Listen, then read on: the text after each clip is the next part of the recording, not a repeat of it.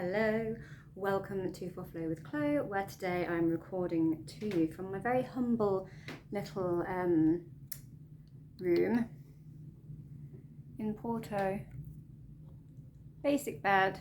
There's like a very clever fake wall thing there with a kitchen and a bathroom. Look at it.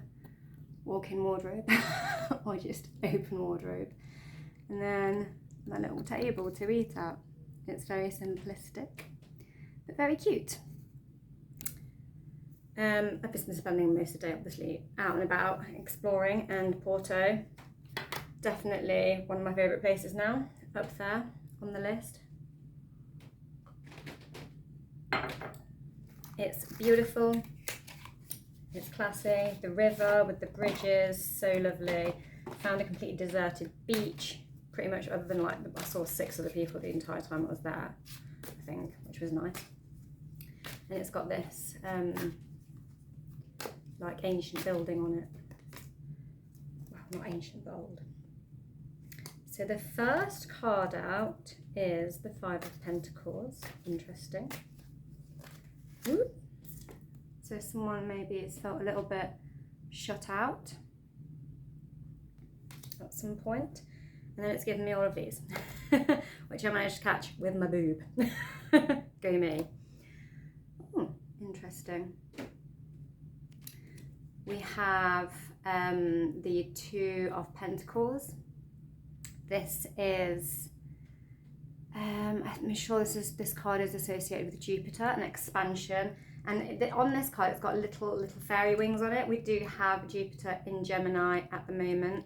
Loving all the little bumpy sea boats in the background as well.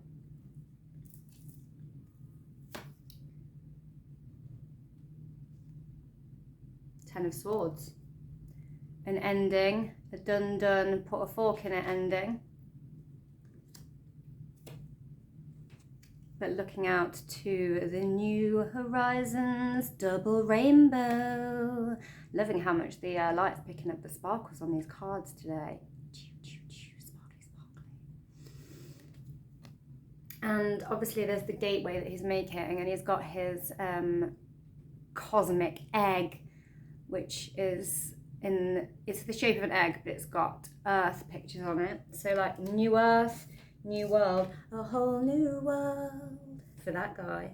Maybe you as well. The Emperor. So finding some sort of leadership, quite a creative king when he's balanced, quite a passionate king when he's balanced. And it's very much about standing in your own power, because he does represent the fire signs of creativity and passion, but he also really strongly represents Aries and Mars, and that's that very I am energy. We then have Temperance. We need a little bit of patience. And we actually have some very Aquarian vibes on that. It is yet another card that represents Sagittarius, but I'm also, with the way she's pouring from one cup into another, I'm also getting some strong Aquarius vibes. We have got Pluto in Aquarius at the moment. Looking at how the water comes from the mountain to the sea, and she's got her feet in the water. That's a really nice Temperance card on this deck. So like I'm getting like from that card, cleansing the root in order to purify the whole thing. She's got these big angel wings, and with Aquarius, it's the water bear breathing air, and water, it's like it's got strong renewal vibes. It's like this alchemist energy. I'm also getting, I mean, this is another Sagittarius card, but I'm also getting, you know, that motion of like the expanding, juggling going on. Knight of Swords. Clarity coming in. clear-cut message. And the Ace of Swords, there's a lot of air sign energy and some Sagittarius energy, which is the opposite sign to Gemini. And we are in Gemini season at the moment with Jupiter in Gemini, Sun in Gemini.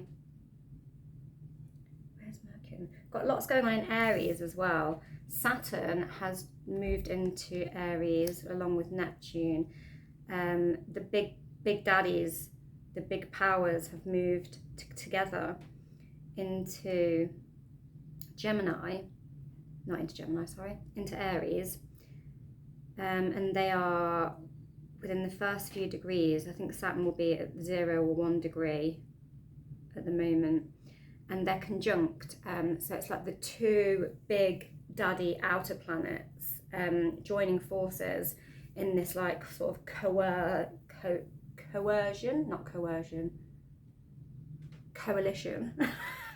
coalition force. And they're quite oppositional as well, the ideologies behind both planets. Like Saturn's very like, do it by the book, and Neptune's like, do it by the feels. Like feel it out.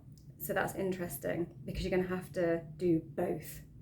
And you're going to get messages about doing both.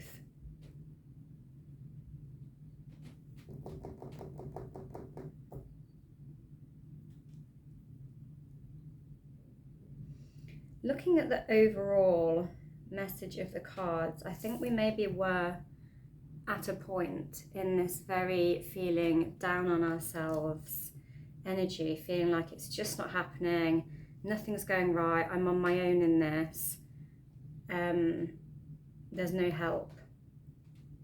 But then this little guy comes in and is like, hey, balance that energy and expand it. Like you can create your own opportunities. You don't need anyone else necessarily to steer this ship, because what this sea is on the bumpy, like you might have been in bumpy water, but you know, you've got this. Expand your thinking, think outside the box, and expand your abundance. Expand your mindset will expand your abundance. And then, you know, an acceptance of an ending. And I'm noticing massively the kingdom in the background.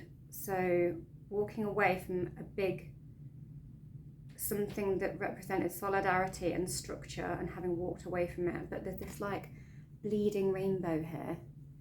Like hope is not lost, you know, there is still a rainbow. And in that bleeding, that almost purging of what was, which was painful, there is hope though. There is hope. Rainbows are hope. And peace. So coming to peace with the ending of an era, putting something from the past to bed finally. And as I said as well, those two big daddy ruler planets have just both moved out of Pisces and into Aries, signifying the end of an era and the beginning of a new one, like the fall of a kingdom almost. Drama. And then once we've accepted that ending, we can then plot our new beginning. We can look out onto those new horizons after we've done that expansion, mental expansion of the thought and abundance, and be like, I can have my double rainbow. Damn it, I can have my double rainbow. Gemini, double everything. And then you can sit in your power, and you know, at the beginning there's just like, I'm all alone in this. But here we've like mastered our energy and expand our thoughts and come into our own power and realize we can do this on our own, from our own internal strength. And you know, this purifying patience and cleansing, breathing like new life into it, having a new belief system as well, I'm getting. And then that's when this clarity comes charging in. And we have this massive epiphany and clarity about where we're going next. He looks like he really knows where he's going. I'm on a quest!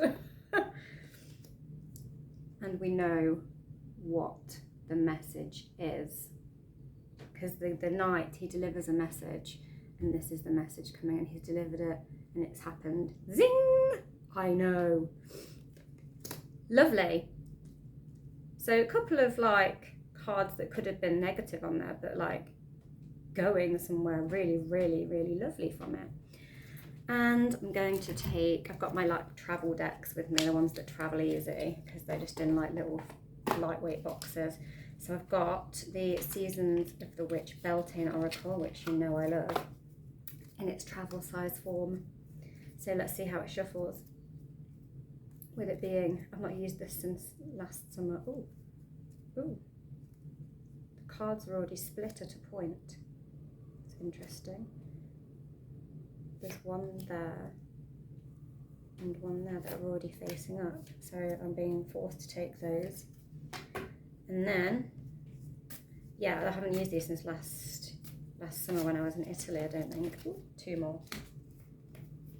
So we have Fire Festival. Through flame and through song, there will rise a new dawn. And fire, bonfire. It is through remembering that you will wake the ritual of your existence and be reborn in mighty celebration. This is that real phoenix rising energy. This real, like another way we can purify, not just through water, through cleansing, like I was talking about on the Temperance card, and through breathing and purifying it with air and water. You can also purify with fire, burning it away. And you know, fire becomes its own new energy. It's passion, it's passionate, it's having a passion to change. And then we get goat. Fearless I am in the path I choose, for I've never been led astray, always finding my way. And the goat has a third eye on this card. It's the wisdom and the determination, quite Capricorny, wisdom and determination of the goat, the wise goat, because Capricorn is actually the sea goat, so it's a very wise goat. It brings the messages up from the depth of the ocean to the people, and it is guided by wisdom. And it's determined. When it's got its mind set on something, it's determined. This is why the goat represents it. So you need to have determination and not have any self-doubt. And then we get growth. So through this passion and this determination and a bit of intuition, determined intuition that you will always find your way, inside myself, I've sown beauty with wounds, which speaks of my immortality in the expansive eternal song, softly bellowing in spirit. God, that's beautiful. That's made me very big heart feelings. Big heart chakra feelings. I feel like that's speaking about coming from here and here, but taking it here and here until we are here.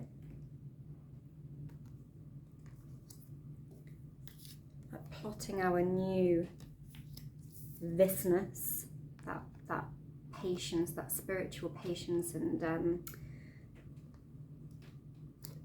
standing up for ourselves in our power, And then this clarity, like that just summarizes the whole thing, like coming from this painful ending, but managing it the right way and expanding your mindset, believing in your abundance, standing in your power, and, you know, looking out to new horizons with positivity. Beauty with wounds. I've sown beauty with wounds. It's like accepting the pain. God, I actually have, oh God, this one is getting quite personal for me. It's got veins, like the fingers are turning into these vines, like the veins coming out of the fingers are turning into vines and growing flowers, and that's an actual hallucination I had once.